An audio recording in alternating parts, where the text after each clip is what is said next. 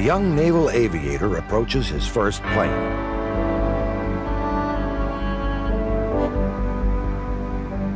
The Grumman F9F Panther.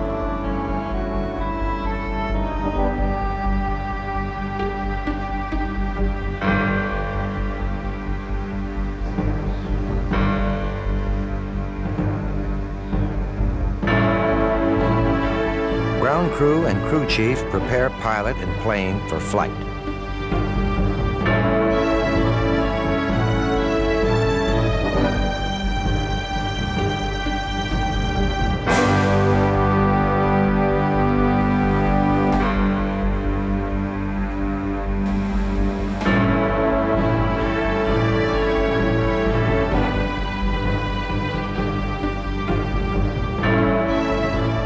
The Panther is the most modern ground attack fighter of its day.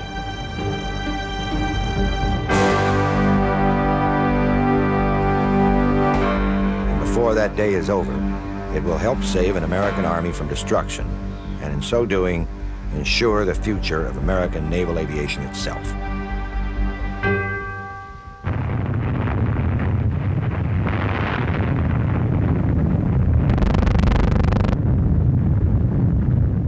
Hiroshima, 1945. The destructive power of the atom brings about the end of an empire and vaults the world into the nuclear age.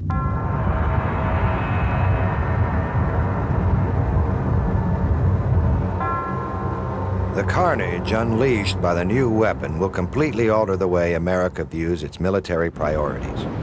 Soon, the carriers that brought the war to Japan's doorstep return their crews home. But even as they pull into American harbors, the vessels that bore the struggle are being shunted to the past. To many in power, the age of the nuclear bomb has made the aircraft carrier a relic, just as the carrier had done to the battleship before it. But these are matters of little concern to the men come home to a nation intent on enjoying a peaceful and secure future purchased through 4 bloody years of hardship. In Europe, they look to an uncertain future and begin the long climb from Armageddon. Japan, too, lies in ruin. In despair, the former Axis powers and the nations they victimize look to the United States for salvation. America's answer is the $17 billion Marshall Plan. The failure of the Versailles Treaty following World War I is a potent lesson not lost on the leaders in Washington. In hopes of establishing political stability in Europe and Asia, aid pours overseas, the tab to be paid in part by money saved from drastic cuts in the nation's military. Secretary of State George C. Marshall. This is certainly not the program of a country seeking to exercise domination or to influence unduly any foreign country. The nations and political groups which have now declared their opposition to the program apparently wish to block for their own reasons the revival of Western Europe. Whether we like it or not, we find ourselves, our nation, in a world position of vast responsibility. We can act for our own good by acting for the world's good.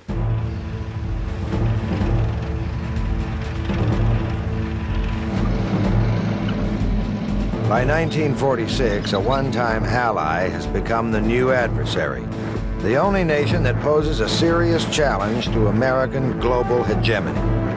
The Marshall Plan is seen as the key to averting Soviet communist encroachment beyond what are already considered the lost regions of Eastern Europe.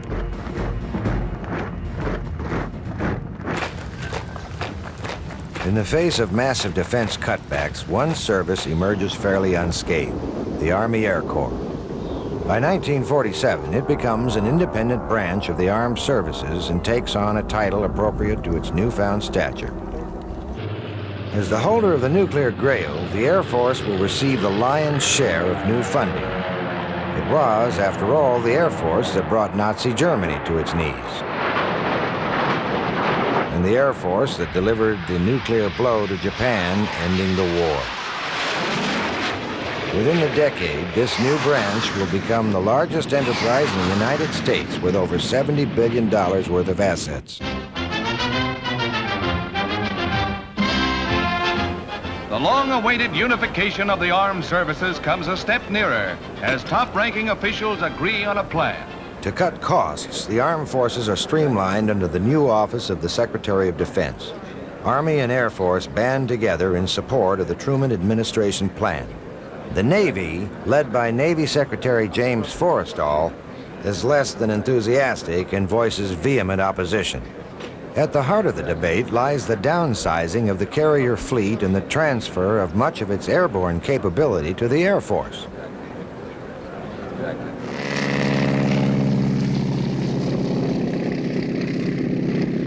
According to the other services, the age of the carrier is dead. These massive floating airstrips will be sitting ducks in the nuclear era.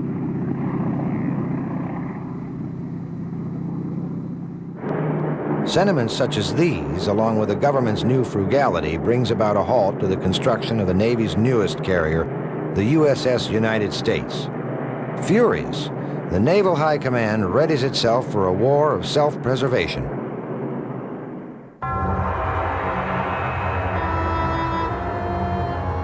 The Navy, intent on proving the critics wrong, is ready to show just how well a carrier fleet will fare in the face of nuclear attack.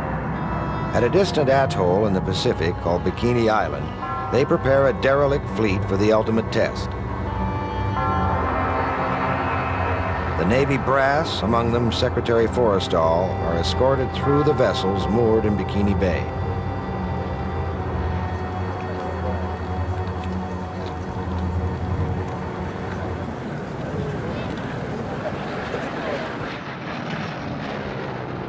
Ships that once sailed with the mightiest navy in the world are manned by livestock in this, their final mission.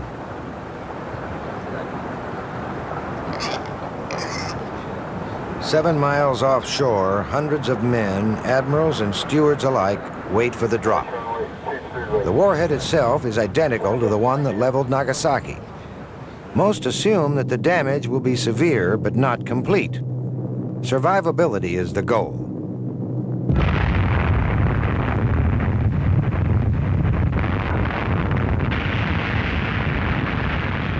At the center of the fleet lies the aircraft carrier Saratoga, grand old fighting lady of the Pacific.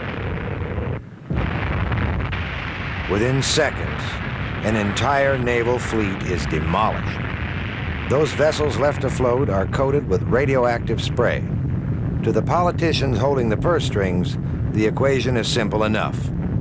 One bomb, one bomber, and an entire naval fleet lost.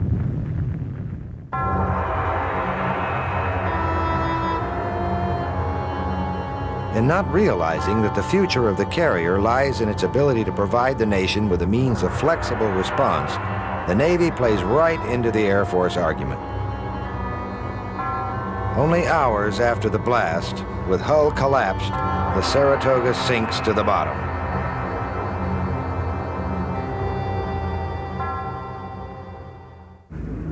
Funding becomes scarce, yet at their Bethpage, Long Island plant, Grumman Aircraft pushes ahead with its first entry into the jet age. A carrier-based plane that represents the Navy's ground attack aircraft of the future.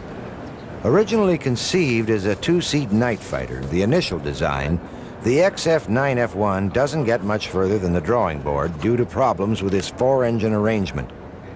But in August of 1946, when Grumman formally presents a new single-engine design to the Navy, it marks the beginning of a production run that will continue for more than a decade. Like its Grumman predecessors, the XF9F2 quickly takes on the name of a big cat.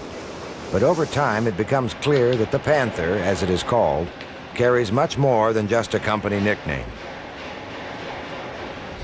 Maybe they wouldn't go quite as high nor quite as fast because they were built a little heavier. But it meant then when you got hit by anti-aircraft fire that they would take more punishment than other airplanes. That's the reputation they had anyway. Now, of course, in modern days now, Grumman has made some of the highest and fastest aircraft that there are in existence.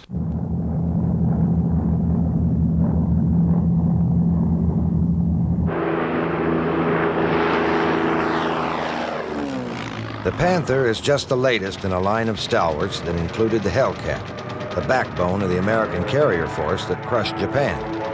The Hellcat's legacy as a rugged ground attack weapon marks a path that later Grumman planes like the Panther will follow.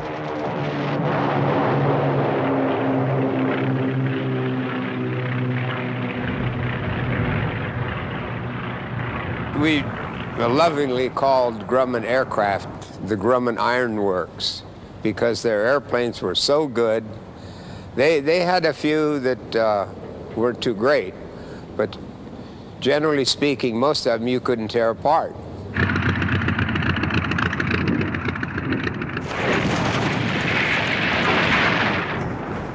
For most pilots, flying a Grumman plane from carrier to combat and back conjures up one word: survivability.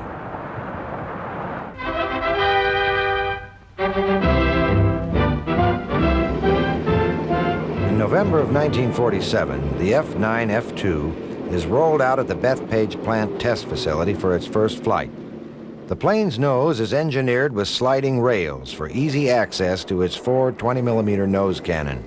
With a pressurized air-conditioned cockpit, ejection seat, radio direction finder, and quick-release bubble canopy, the Panther is truly state-of-the-art.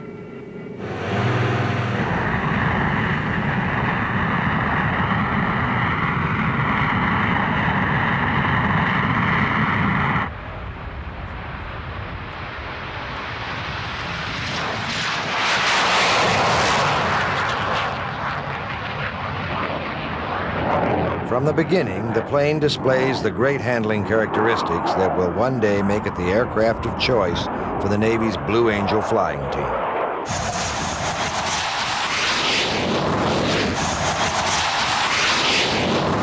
You could pull 8, 10 Gs, and the bird would still be ready to fly the next day.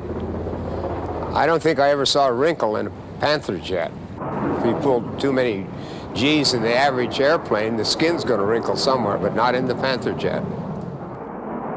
The Panther's top speed is about 530 miles an hour at 20,000 feet.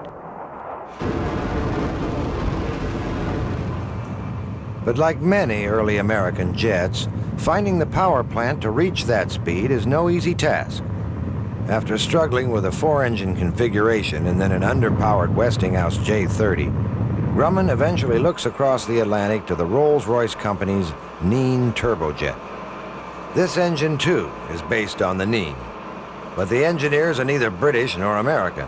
They're Russians working on imported Neen engines, around which they'll soon build the Soviet Union's premier jet fighter of the early 1950s, the MiG-15. Soon, both MiG and Panther will become reacquainted in the skies over a distant Asian peninsula. The jet era poses many new challenges, and nowhere is this more true than in the realm of American naval aviation. Since new carriers aren't being constructed to accommodate modern aircraft, vintage vessels are refitted instead. Jet weights and landing speeds demand much sturdier carrier decks, so those still in service are strengthened and reinforced. By the late 40s, Panthers are in operation throughout the fleet. A fleet whose survival is more endangered by domestic politics than any foreign threat.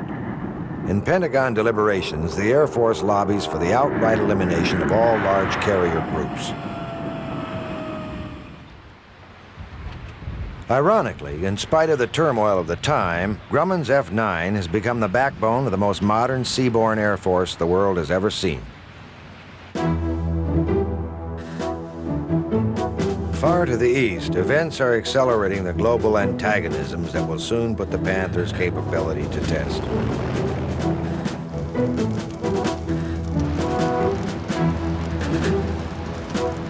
In June 1948, the Soviet Union shuts off West Berlin from the rest of the free world. What follows are 12 months of tension in which an unyielding America refuses to let the isolated city fall into the Soviet sphere.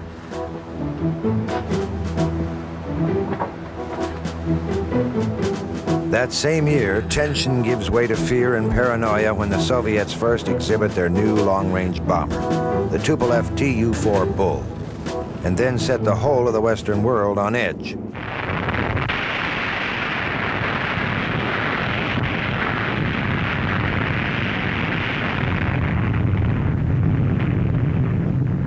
By September of 1949, America's nuclear monopoly is no more.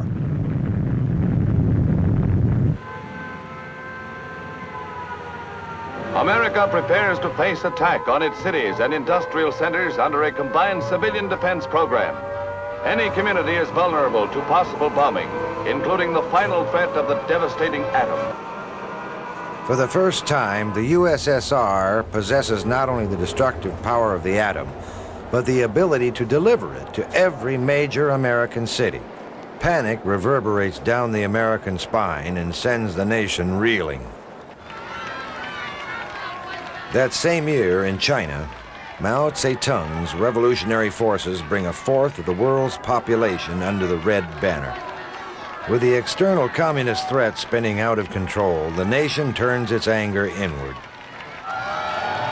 The election of '48 is a vicious one. Truman faces charges of being soft on communism.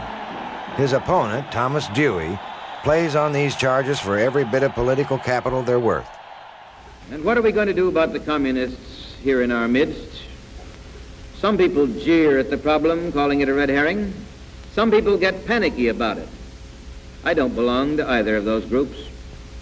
We must neither ignore the communists nor outlaw them. If we ignore them, we give them the cloak of immunity that they want.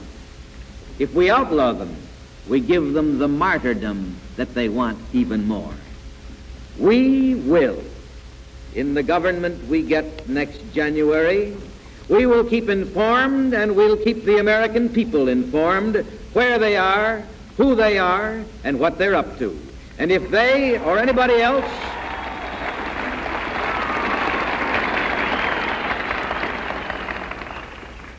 if they break our laws against treason, they'll get a traitor's treatment. As fear of Soviet nuclear power grows, faith in traditional military priorities lessens or becomes skewed. Because of this, by 1949, the Air Force has largely won the inter-service battle. And in spite of known vulnerability to interception, its B-36 long-range bomber receives massive funding.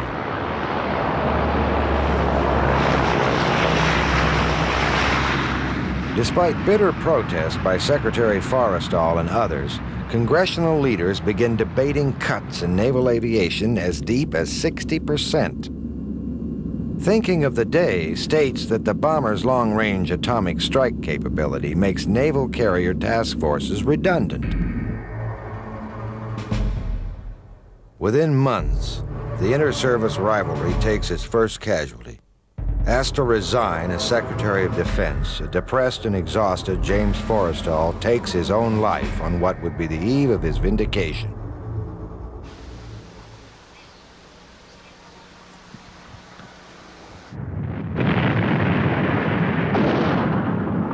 On June 25, 1950, in the backwaters of Korea, Northern dictator Kim Il-sung launches his invasion to reunify the nation by force of arms. He has tacit approval from both Moscow and Beijing. Recent pronouncements from Washington staking out the regions America considers vital exclude South Korea. It is a tragic oversight. Leaders in both Russia and China don't really expect the U.S. to intervene.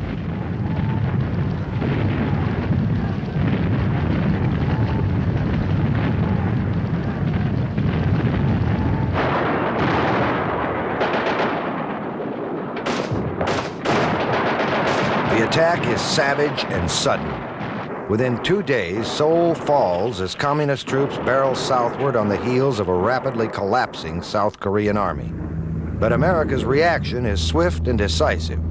With UN approval, U.S. troops from the occupation forces in Japan are rushed to Korea, many in transports still coated with coal dust from the Berlin airlift. Most anticipate an easy victory against a primitive foe. But peacetime occupation duty in Japan has left the Americans soft, poorly trained, and prey to ludicrous equipment shortfalls. The first unit into battle is codenamed Task Force Smith. It's a pretentious title for a single battalion of green enlistees.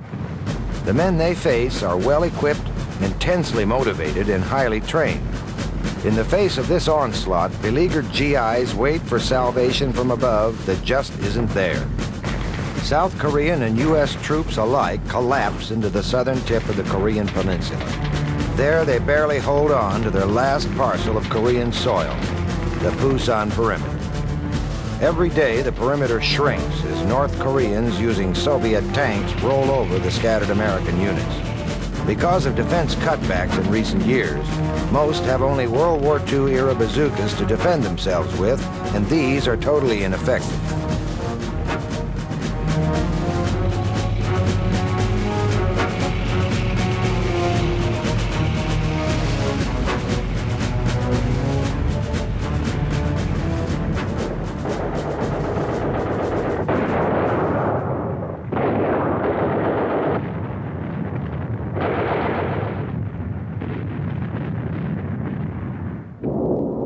Most immediate air support comes in the form of F-80 Shooting Stars and F-84 Thunderjets flying from Japan.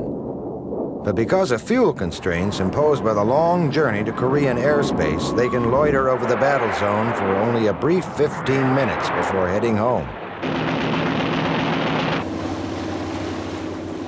Carriers speed to Korea. Aboard them, F9F Panthers about to see action for the very first time. Never before have carrier jets been launched into combat.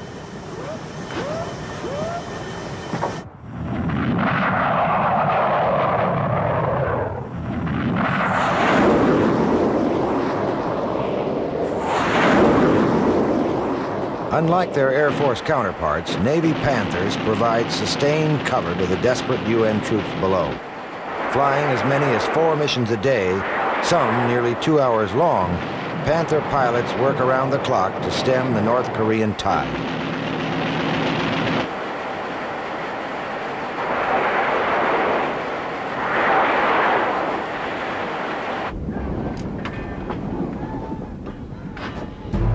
At home, a severely depleted U.S. military staggers to gear up for war.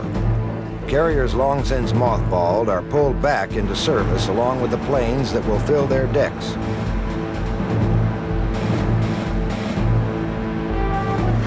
Most of these are older prop-driven aircraft and represent an American military with only 1 foot yet in the jet age. At the same time, both Navy and Marines comb the nation for the pilots to fly them. Many veteran flyers from World War II are called back to service after having settled in civilian life. Some, like baseball's Ted Williams, are thrown into Panther cockpits after only limited training. He really wasn't well trained as a pilot. We trained him to fly weather in Korea in combat. But of course, we were always watching, being very careful. And Ted would have been an exceptionally good pilot had we had longer period to work with him. Those called back have precious few jet hours and little recent flying behind them. This rush to put older pilots into jet plane cockpits and then into the daily routine of making multiple carrier landings often stretches prudence and safety beyond reasonable limits.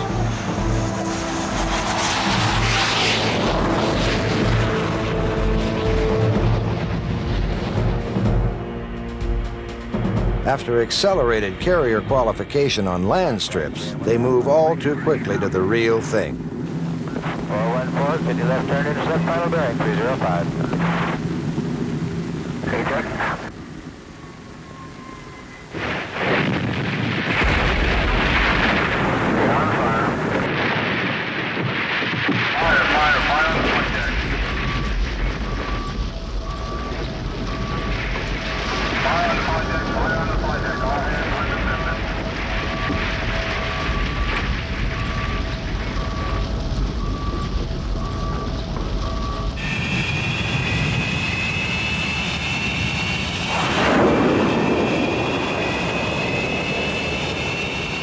But over time, carrier launch procedure is honed to a fine craft.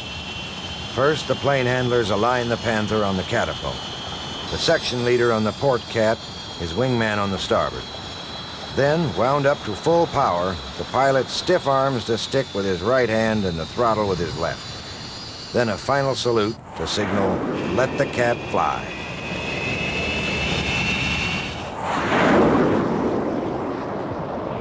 As always, during launch operations, the newly arrived helicopter hovers close by in the event of plane and pilot going into the drink. The Panther's tricycle landing gear means that it squats in a tail-low position. And at full throttle for a prolonged period, the plane has a nasty tendency to burn the caulking between the planks of the flight deck. The solution comes in the form of retractable blast boards that deflect exhaust and enable plane handlers to pass within 3 feet behind them. Upon launch, Panthers pack nearly 6,400 pounds of ordnance and fuel onto their 9,300-pound frames. This includes up to 1,000 pounds of high-explosive bombs, 760 rounds of 20-millimeter cannon shells, and over 920 gallons of fuel.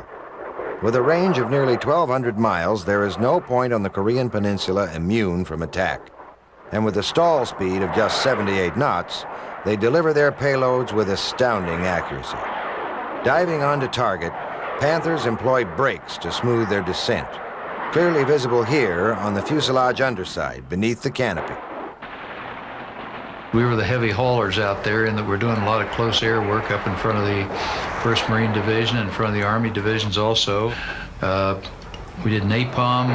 We used high-velocity aircraft rockets doing early morning road recce's way up where you'd go up in the, way up as we called it, way up in Indian country at that time, way up north, and drop down at first light in the morning and come down along the roads trying to pick up trucks or trains that hadn't gotten in yet. We used the airplane for a lot of purposes out there. We used it on, I guess, more close air support than anything else. We worked in very, very close in front of our own troops, and that's very exacting work.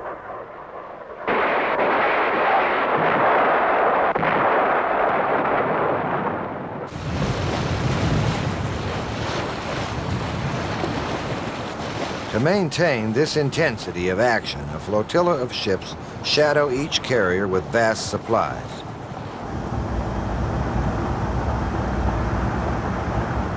Each of these floating air bases needs replenishment about once every 3 days.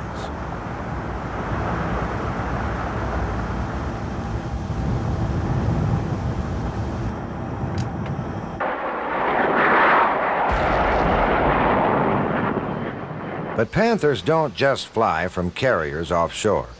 Marines like John Glenn find themselves stationed in some of the many ground bases that spring up just behind the front lines. Conditions here are primitive, but the Panther's ease of maintenance proves well suited to the strain. Perilous in their own right, the runways, graded steel carpeting laid over bulldozed dirt, become dangerously pitted by the constant pounding of aircraft coming in. It isn't unusual for pilots to go through a set of tires after every mission. But with the arrival of General Douglas MacArthur, the harshness of the land and defeat on the battlefield soon give way to dimmed hope. One of MacArthur's first steps is to initiate a strategic bombing campaign designed to, as he says, flatten every village, town, and city north of the 38th parallel. On June 30th, he issues orders making all of Korean airspace a free-fire area. B-29s flying from Okinawa begin their 3-year effort to destroy the communists' ability to move men and supplies. But American bomber crews are trained to operate in big formations, and soon there are pitifully few targets left in the north to justify this kind of attack. In August 1950, B-29 staged the biggest carpet bombing raid since Operation Cobra in Normandy. Over 3,200 500-pound bombs are dropped in a 3 by 7 mile area where a large North Korean troop concentration has supposedly encamped. Intelligence photos later reveal there are no enemy troops even there. One B-29 chases a single North Korean soldier on a motorcycle down a road until its bombs catch up with him. As early as 1942, air warfare strategist Alexander Seversky wrote, "Total war from the air against an undeveloped country is nigh futile. It is one of the curious features of the most modern weapon that it is especially effective against the most modern types of civilization. The Korean experience underscores this. because in the end, formation bombing will account for over 200,000 North Korean civilian deaths, while having only limited strategic effect on the battlefield itself. And although the enemy road network is effectively destroyed, the North Koreans' tenacious ability to move supplies at night or over land enabled them to fight effectively throughout the conflict.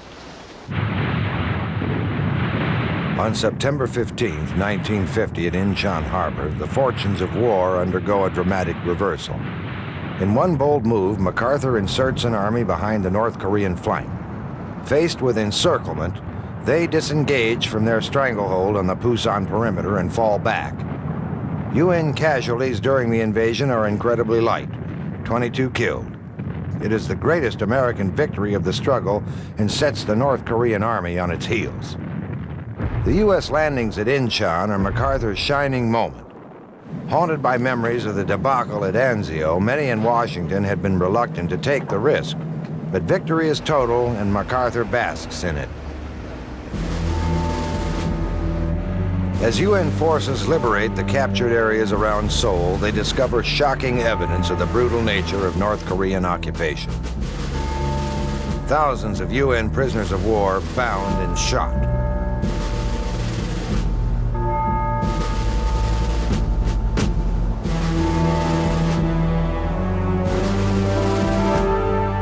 Many more South Korean civilians, deemed unsympathetic by their communist overlords, murdered and buried in shallow mass graves. The Southerners quickly re-established themselves, led by Korean President Syngman Rhee.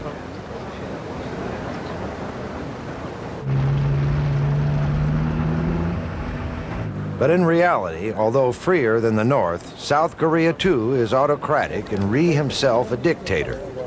And as Seoul is reoccupied, thousands of citizens suspected of communist sympathies, or simply in Rhee's way, are marched off to summary imprisonment and execution.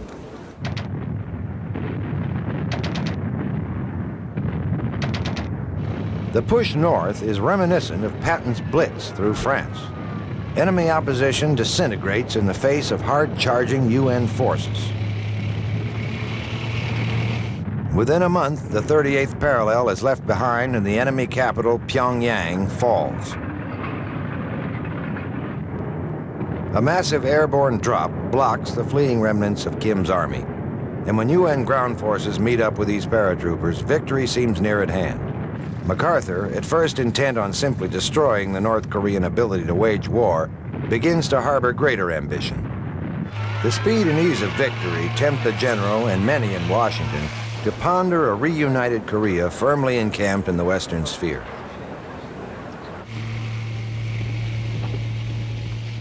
But as UN forces press ever northward, appearing among the many prisoners taken are sporadic numbers of what appear to be Chinese regulars. Incredibly, the High Command dismisses their presence as unimportant.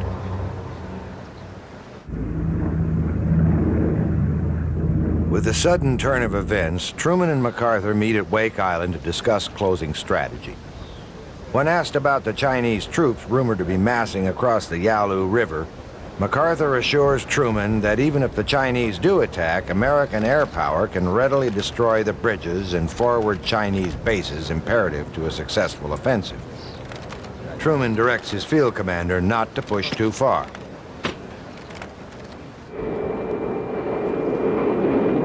Panthers, armed with aerial cameras, play a large part in gathering intelligence photos on both sides of the Yalu.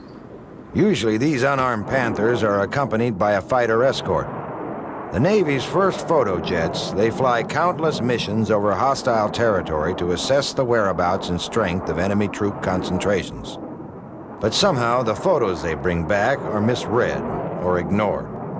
By the beginning of November 1950, the CIA itself estimates that nearly 40,000 Chinese troops are already in Korea. More incredibly, when shown evidence that reveals another 700,000 massed just across the border, MacArthur's command pays little heed. It is, after all, a peasant army, too lacking in training and heavy weapons to pose any real threat.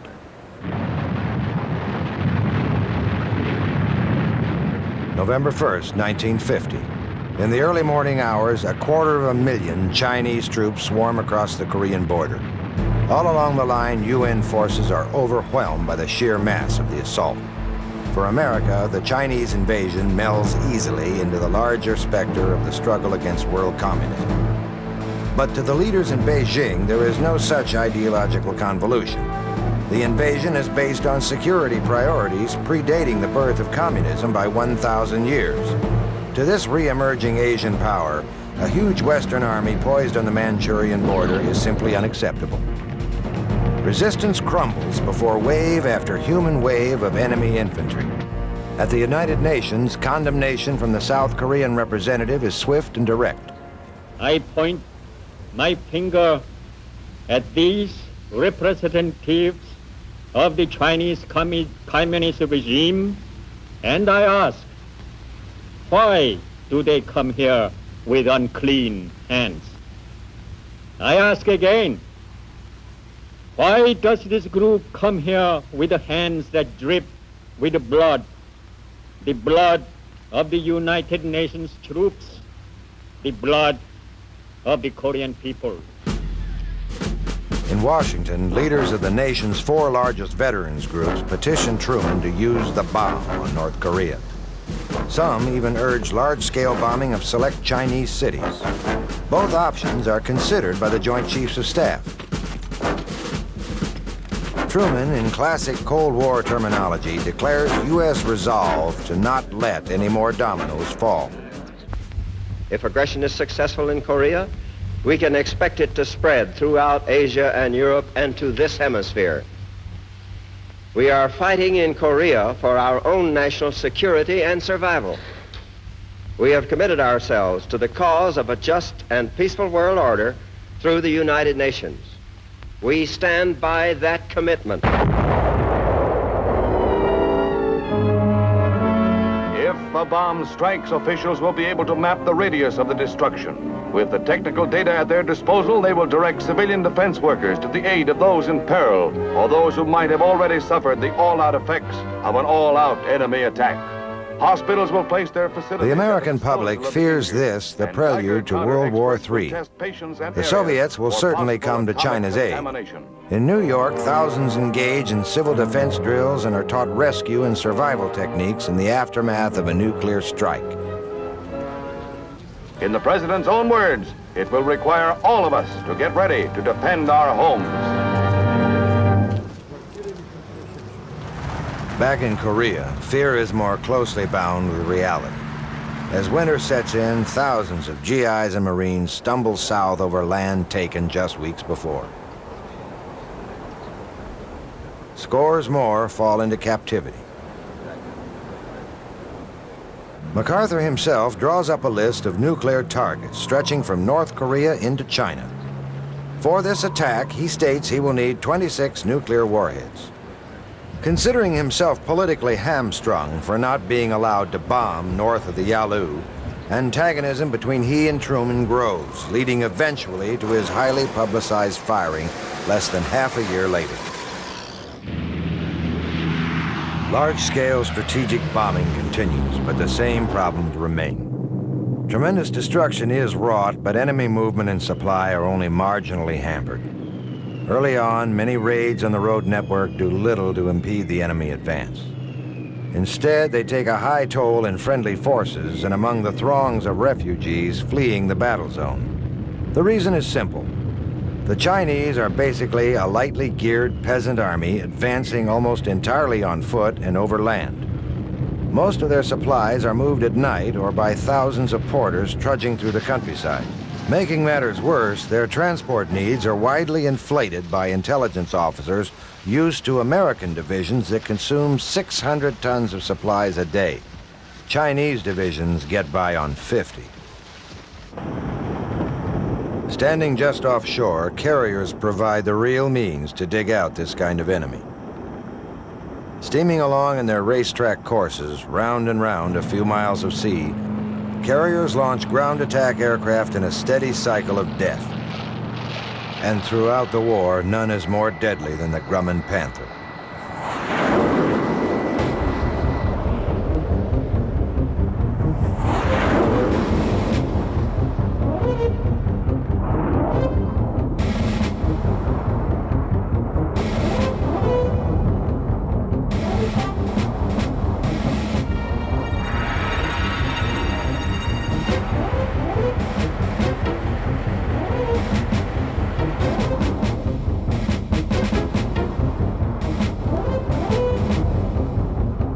During the first 6 months of the conflict, American air superiority reigns unchallenged.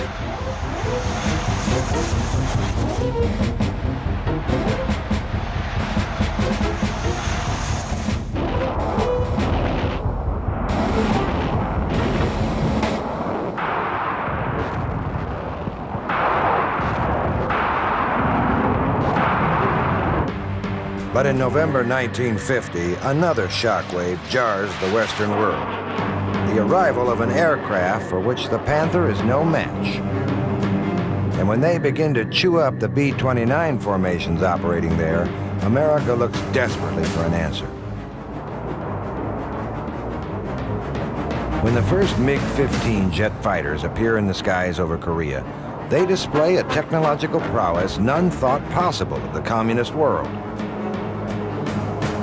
The initial 50 MiGs deployed quickly grow to 450, flown mostly by Chinese and Soviet pilots operating from political havens behind the Yalu River.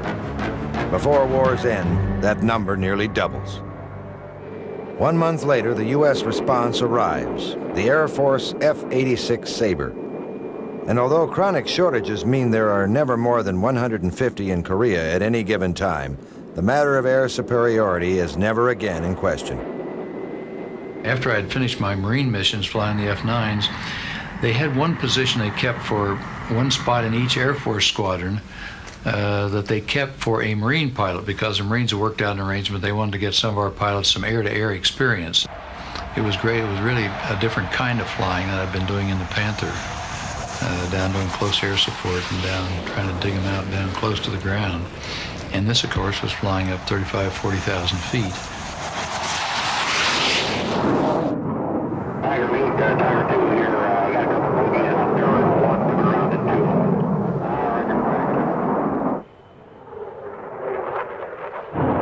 2. You didn't stand off like people do today and shoot a missile and it goes out and does your work for you. What you had to get out. You maneuvered him. You went out, you outflew the guy or outmaneuvered him, and you had to get him behind here, 500 to 1,000 feet back, and hose him, we'd say, with these 50 caliber. And so it was really old World War II type dogfighting, except you're doing it in jets. And so you're going, you have closing speeds, 500, 600 miles an hour on planes going the opposite direction. You're closing maybe 800 to 1,000 miles an hour. And you'd see planes and you'd get into them, and all at once, bang, there you are, you and the guy you're with. And the rest of the air war has gone someplace. Oh, can't even see anybody else in sight. In the coming years, American pilots display absolute superiority over the men they face. Because in spite of the Russian plane's superb climb rate and turning capability, by war's end, the U.S. Air Force claims a Sabre to MiG kill ratio of just over 10 to 1. But dogfights at 40,000 feet are really just a sideshow to the war on the ground. A war where tensions heighten dramatically once the sun goes down.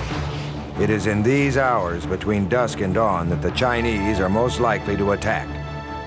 Originally intended as a night fighter, the Panther is well suited to operating after sundown.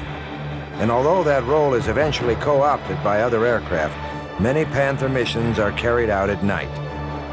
We used to go up with 2 planes and keep them over the front lines, being controlled with a special type Marine Corps ground radar.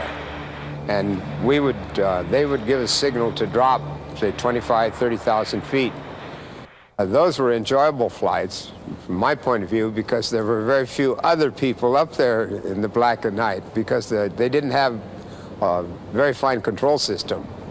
So we were all on our own, and of course with an airplane like that you had the ultimate and trust in, it was enjoyable flying that bird at night. Returning from these missions and finding their carrier on a vast ocean in the black of night is, as naval aviators say, like finding a postage stamp in a darkened room. And finding it is only half the challenge. You're going to have to check your lineup all the way down. We still have a flight starboard crosswind. Roger, 112 with a ball, 35 Demon. Roger, you're looking pretty good right now. You're decelling, a little bit of power, and you're going low. Let's get up on the main ball, you're low. 505 and 800 CU, can I go down to 600? Check your lineup. Hold it up. Power. Power.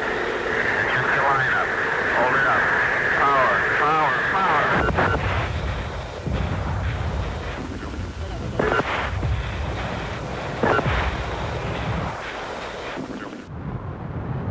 Winters off the Korean peninsula are unforgiving. Carriers spend much of their time sailing around the vicious storms that sweep through the Sea of Japan. In this kind of weather, flight operations become nearly impossible, and for pilots, ditching at sea unthinkable. But the real hardship is faced by the GIs and Marines fighting it out ashore. In the face of severe losses, the Marines often refuse to leave their dead behind.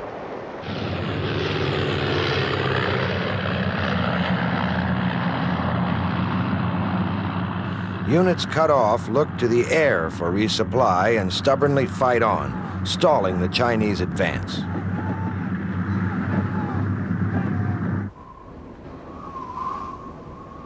In spite of the weather, UN planes hit the enemy around the clock, buying precious time for reinforcements to arrive.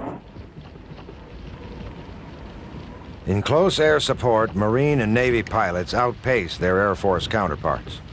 The Marine ground troops and the men in the air benefit from an organic support system developed over years of cooperation since the island-hopping campaigns of World War II. Many Army commanders openly state their preference for Navy or Marine air support over their Air Force counterparts. Back in the States, a rebuilding of the armed forces is underway. Priorities have been reevaluated since the war began, and in 1952, a new carrier is commissioned, one of many of the new Essex-class designs to come. These are vessels around which the new Navy will be built, and this, the first Essex-class carrier, is proper vindication of the man after which it is named. By 1952, Panthers are flying off the deck of the USS Forrestal. The Navy attempts to update the Panther in hopes of realizing equity with advanced fighters of the day. Enter the Grumman Cougar. It is basically the Panther with a 40% larger swept wing and will reach speeds nearly 100 miles an hour faster than its predecessor.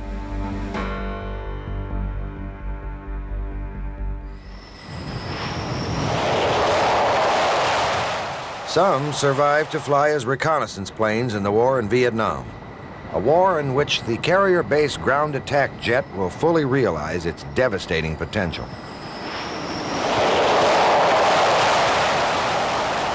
But in Korea, the Cougar arrives too late to see action alongside its older sibling.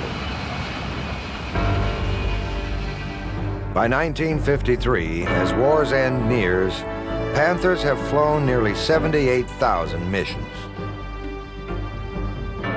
A Navy jet conceived in an era when naval aviation was being given its last rites.